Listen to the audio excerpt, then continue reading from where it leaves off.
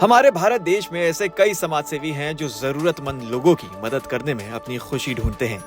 ऐसे ही एक समाजसेवी हैं लखनऊ में रहने वाले राजेश सिंह दयाल, जो दयाल फाउंडेशन के संस्थापक हैं। 2014 में अपने बड़े बेटे के गुजर जाने के बाद दयाल साहब की जिंदगी में एक बड़ा परिवर्तन आया और उसके बाद से उन्होंने अपना सुख और खुशी समाज सेवा में ढूंढी।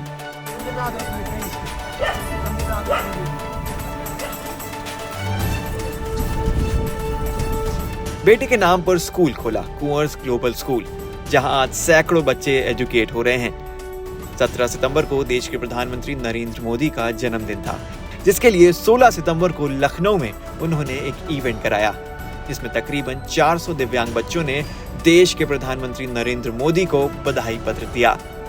ये बधाई पत्र दुनिया का सबसे बड़ा बधाई पत्र था, जिसकी लंबाई 1.25 किलोमीटर थी। इसमें दिव्यांग बच्चों ने पीएम के लिए संदेश लिखे थे, साथ ही उसमें पीएम की तमाम तस्वीरें भी थी। एबीपी ने राजेश सिंह दयाल से बात की, सुनिए उन्होंने क्या कहा। हेलो हाय, मेरा नाम भावना त्रिपाठी है। इस वक्त आप देख रहे हैं एबीपी न्यूज़ और मेरे साथ हैं राजेश सिंह दयाल। सर, आप समाज सेवी हैं। आप बात करते हैं, आप बनारस से आए, आप लखनऊ में जमे हुए हैं, समाज की इतनी सेवा करते हैं। एक प्रोग्राम हुआ है 16 तारीख को, जहां पर आपने दिव्यांग बच्चों से लगभग ग्रीटिंग कार्ड बनवाया है, एक बधाई पत्र बनवाया है। क्या कुछ था वो प्रोग्राम, उसके बारे में बताइए, अपने बारे में बताइए और अपने काम के बारे में बताइए। समाज में बहुत सारे कामों के साथ साथ जो Indian national of blind association है, उसका मैं उत्तर प्रदेश को हेड करता हूं और लगभग 1000 से ऊपर बच्चों को वहां पर शिक्षा दी जाती है, उनको काम, उनके रोज़गार में हेल्प किया जाता है।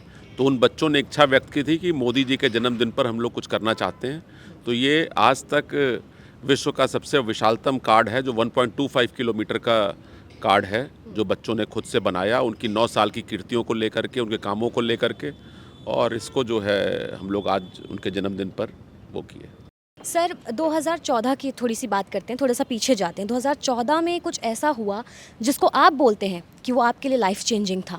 आपने एक इंटरव्यू में कहा था कि ऊपर वाला अगर अपनी लाठी का दिखाता है दम तो डीएनए भी चेंज हो जाता है। जी। तो ये 2014 में ऐसा क्या हुआ जिसके बाद आपकी लाइफ इतनी बदली? 2014 में हमने अपने बड़े बेटे को खोया। उसके बाद लाइफ में ये लगा कि कुछ पर्पज़ लाइफ में ढूंढना चाहिए। सिर्फ पैसा कमाना या एक मशीन बन के रहने से कोई फ़ायदा नहीं है। जो मैं कभी अपने परिवार को टाइम नहीं दे पाया, अपने बच्चे को टाइम नहीं दे पाया, जब टाइम देने का समय आया तो बच्चा नहीं रहा। तो उसके बाद से लाइफ चेंज हुई और लगा कि बहुत सारे बच्चों के लिए करना चाहिए। और आज मुझे खुशी है कि मैं कुंवर ग्लोबल स्कूल की स्थापना किया, जो 100% चैरिटेबल है और जहां हम लोग बहुत सारे कुंवर्स को पहचान दे रहे हैं। बेटे का नाम कुंवर था, उसी की मेमोरी में ये स्थापना की गई। अच्छा, आपने स्कूल खोला हुआ है, सुनने में आया कि आपने कैंप्स भी लगते हैं, जो बहुत हेल्थ कैंप्स हैं, जो बहुत ज़्यादा हेल्पफुल हैं लोगों के लिए, गांव के लोगों के लिए। वहाँ पर अच्छी से अच्छी फैसिलिटीज़ दी जाती हैं, उसके बारे में भी थोड़ा सा बताइए। लगभग अभी तक जो राजेश सिंह दयाल फाउंडेशन है, उसने 1 लाख गरीब लोगों का, 1 लाख से ऊपर लोगों का इलाज कर चुका है कैंप में। और जो अपने आप में रिकॉर्ड है, जिसको इंडियन बुक ऑफ रिकॉर्ड्स में भी दर्ज किया गया है अभी। और जिस जगह से हम आते हैं वो उत्तर प्रदेश का सबसे पिछड़ा ज़िला है, और मतलब देवरिया और बलिया का कॉमन जगह है, वो सलेमपुर जगह है। तो बिल्कुल बॉर्डर का उसके बगल में बिल्कुल बिहार ही है। तो आज भी कहीं विकास में पीछे रह गया है। तो मैंने कहा कि जब अगर ईश्वर ने आपको कुछ सक्षम बनाया है और आप काम कर सकते हो, तो अपने गांव में या गरीब लोगों में अगर काम नहीं करते हो तो वो पर्पज़ पूरा नहीं होता। आज भी डॉक्टर्स की कमी है वहाँ पर। पूरे बलिया जनपद में एक रेडियोलॉजिस्ट है, जो जिला चिकित्सालय में, छोटी जगहों पर तो डॉक्टर भी नहीं है अभी भी। तो वहाँ पर हम लोग काम कर रहे हैं और हमें लगता है कि गरीबों के आशीर्वाद से वो काम पूरा चल रहा है, जिसमें गरीबों के आशीर्वाद और लोगों के सहयोग से चल रहा है। सर, उस कैंप्स में और क्या क्या होता है, थोड़ा सा डिटेल इसलिए जानना चाह रही हूँ क्योंकि मैंने सुना है कि वहाँ पर सर्जन लेवल के डॉक्टर्स मौजूद रहते हैं। अगर किसी को सर्जरी की ज़रूरत होती है तो उसके लिए भी लोग तैयार रहते हैं। नहीं, उस कैंप में लगभग 40-45 आदमी की टीम रहती है, जिसमें हर तरह के डॉक्टर रहते हैं। महिला रोग विशेषज्ञ रहते हैं, बच्चे के डॉक्टर रहते हैं, साथ साथ में फिर सर्जन रहते हैं, फिजिशियन रहते हैं, हड्डी का डॉक्टर रहते हैं, सभी तरह के डॉक्टर रहते हैं।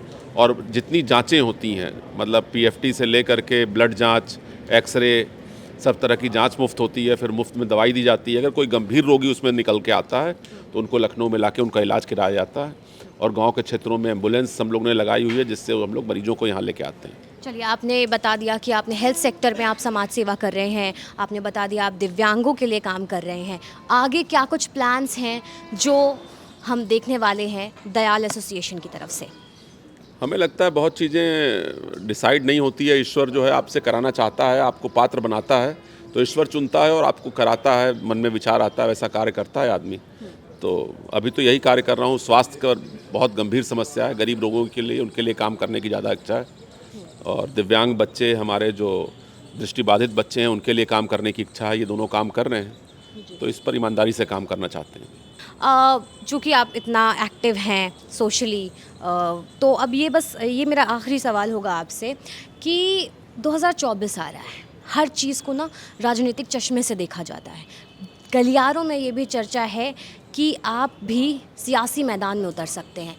क्या आप कैमरा पे इस बात को कंफर्म कर रहे हैं या क्या कुछ कहना चाहेंगे? नहीं, समाज में कार्य करना एक अलग बात है और चुनाव लड़ना एक अलग बात है। अगर हम एक पार्टी से जुड़े हुए हैं और शुरू से लगभग पिछले 30 वर्षों से जुड़े हुए हैं, मैं एबीवीपी से लखनऊ विश्वविद्यालय से चुनाव लड़ा, फिर युवा मोर्चा में रहा और अभी भी बीजेपी का जो प्रवासी प्रकोष्ठ है उसका मैं हेड करता हूँ यूपी को।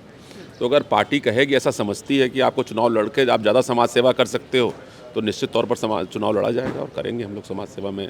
उसका और हमको ताकत मिलेगी उससे। तो ये थे राजेश सिंह दयाल, जिन्होंने बताया कि वो समाज सेवा तो बहुत एक्टिवली कर रहे हैं, फिर चाहे वो एजुकेशन का फील्ड हो, हेल्थ सेक्टर हो, दिव्यांगों के लिए काम हो।